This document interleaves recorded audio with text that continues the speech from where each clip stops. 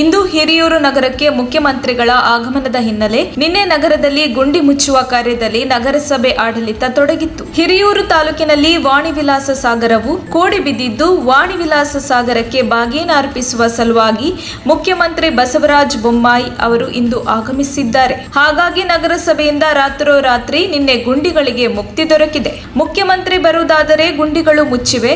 ಆದರೆ ಇಷ್ಟು ದಿನ ನಗರಸಭೆಗೂ ಶಾಸಕರಿಗೂ ಸ್ವಲ್ಪವೂ ಸಹ ಸಾರ್ವಜನಿಕರ ಕಾಳಜಿ ಇಲ್ಲ.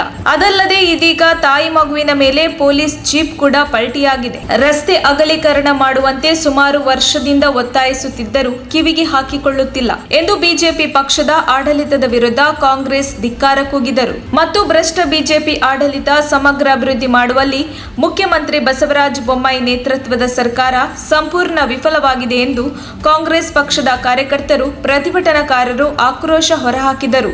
ಇದೀಗ ಡಿವೈಎಸ್ಪಿ ಜಮೀರ್ ರೋಷನ್ ಅವರ ನೇತೃತ್ವದಲ್ಲಿ ಕಾಂಗ್ರೆಸ್ ಪಕ್ಷದ ಕಾರ್ಯಕರ್ತರಾದ ಡಾಕ್ಟರ್ ಸುಜಾತ, ಜ್ಯೋತಿ ಲಕ್ಷ್ಮಿ, ಗೋಪಿ ಯಾದವ್, ಈರಲಿಂಗೇಗೌಡ, ಗಿಡ್ಡೋಗನಹಳ್ಳಿ ಅಶೋಕ್, ಕಲ್ಲಹಟ್ಟಿ ಹರೀಶ್, ಗುರುಪ್ರಸಾದ್ ಬೋವಿ, ಕೆಪಿಸಿಸಿ ಸದಸ್ಯರಾದ ಕಂದೀಕೆರೆ ಸುರೇಶ್ ಬಾಬು, ದಲಿತ ಹೋರಾಟಗಾರರಾದ ಜಿವೈಶ್, ರೈತ ಮುಖಂಡರಾದ ಪಿಟ್ಲಾಲಿ ಸುಂದರೇಶ್, ದರ್ಶನ್, ರಜಿಯಾ ಸುಲ್ತಾನ್ ಸೇರಿದಂತೆ ಕಾಂಗ್ರೆಸ್ ಪಕ್ಷದ ಕಾರ್ಯಕರ್ತರನ್ನು ಪೊಲೀಸರು ಬಂಧಿಸಿದ್ದಾರೆ. ವರದಿ ಮುರಳೀಧರನ್ ಆರ್, ಚಿತ್ರದುರ್ಗ.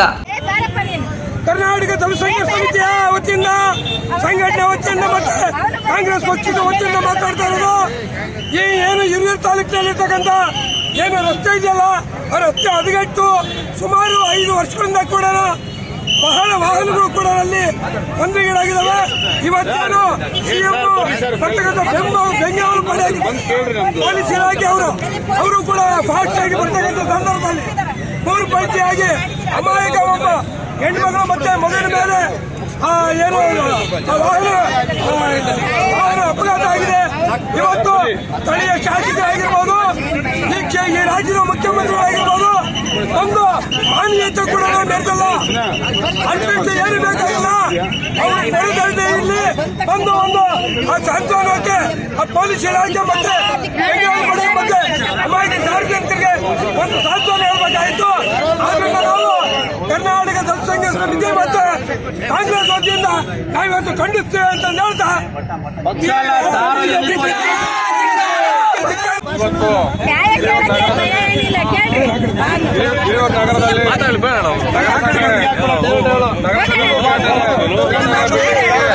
ಬಂದಂತ ಸಿಎಂ ಅವರ ಬೆಂಗಳೂರು ವಾಹನ ತಾಲೂಕು ಕಚೇರಿ ಮುಂದೆ ಅಪಘಾತ ಆಗಿ ಸುಮಾರು ಪೊಲೀಸರು ಪೊಲೀಸರಿಗೂ ಹಾಗೂ ತಾಯಿ ಮಗ ಇಬ್ಬರಿಗೂ ಗಂಭೀರವಾಗಿ ಇದರಲ್ಲಿ ಪೊಲೀಸರು ಕೂಡ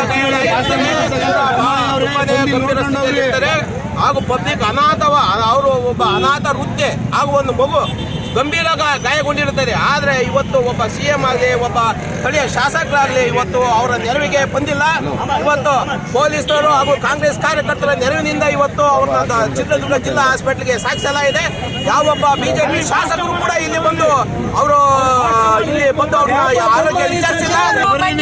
ಜನ ಎಲ್ಲ ಪ್ರಾಣ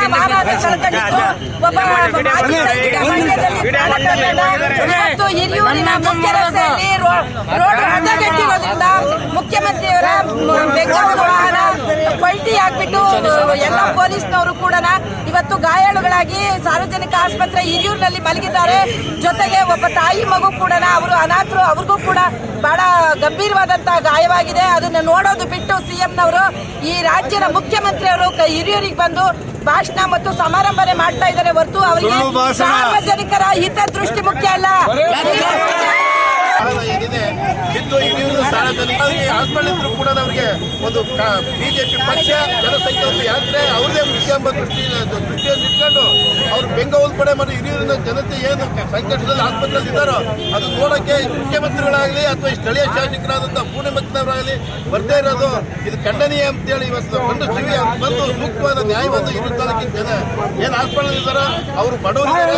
ಅವರಿಗೆ ಮತ್ತು ಬೆಂಗಳೂರು ವಾಹನಕ್ಕೆ ಸಂಬಂಧಪಟ್ಟಂತೆ ಮುಖ್ಯಮಂತ್ರಿಗಳು ರಸ್ತೆ ಕ್ಲೀನ್ ಆಗಿದ್ದಿದ್ರೆ ಆರಾಮಾಗಿ ಬರೋದು ಗಾಡಿ ನಾವು ಕೇಳ್ತಾ ಸಿಎಂ ಬರ್ತಾರೆ ಸಿಎಂ ಬರ್ತಾರೆ ಅಂತ ಹಿರಿಯೂರಲ್ಲಿ ಮುಖ್ಯ ರಸ್ತೆಯಲ್ಲಿ ಮಾತ್ರ ಇನ್ನು ಅನೇಕ ಸಣ್ಣ ರಸ್ತೆಗಳಲ್ಲಿ ಜನ ಸಾಯ್ತಾ ಇದ್ದಾರೆ. ಸಾಮಾನ್ಯ ಶಾಸಕರು ಗಮನ ಕೊಡಬೇಕು. ಸಾರ್ವಜನಿಕ ಗೋಳಂತೂ ಕೇಳ್ತಾ ಇಲ್ಲ ಈ ಸರ್ಕಾರ ಸಾರ್ವಜನಿಕರ ಬಗ್ಗೆ ಗಮನ ಹರಿಸ್ತಾ ಇಲ್ಲ. ಆದ್ರೆ ಸಿಎಂ ಬಸವರಾಜ ಬೊಮ್ಮಾಯಿ ಅವರಿಗೆ ಏನು ಎಸ್ಕಾರ್ಟ್ ಕೊಡ್ತಕ್ಕಂಥ ವಾಹನ ಪಲ್ಟಿಯಾಗಿ ಬಿದ್ದು ತಾಯಿ ಮಗು ಮೇಲೆ ಬಿದ್ದಿದೆ. ತಾಯಿ ಮಗುನು ಸಾವು ಬಗ್ಗೆ ಮಧ್ಯೆ ಹೋರಾಡ್ತಲಿದ್ದಾರೆ. ಪೊಲೀಸರು 3 ಪಲ್ಟಿಯಾಗಿ ಬಿದ್ದಿದೆ. ಪೊಲೀಸರು ಏನಾಗಿದೆ ಅಂತ ಒಂದು ಮಾನವೀಯತೆಗೋಸ್ಕರನಾದ್ರೂ ಇರ್ತಕ್ಕಂಥ ಮುಖ್ಯಮಂತ್ರಿಗಳು ಶಾಸಕರು ಬಟ್ ಇಲ್ಲಿ ಯಾರು ಏನು ಗಮನ ಹರಿಸ್ತಾ ಇರೋದು. ಹಾಗಾಗಿ ನಾವು ಈ ಹೋರಾಟ ಮಾಡ್ತಾ ಇದ್ದೀವಿ.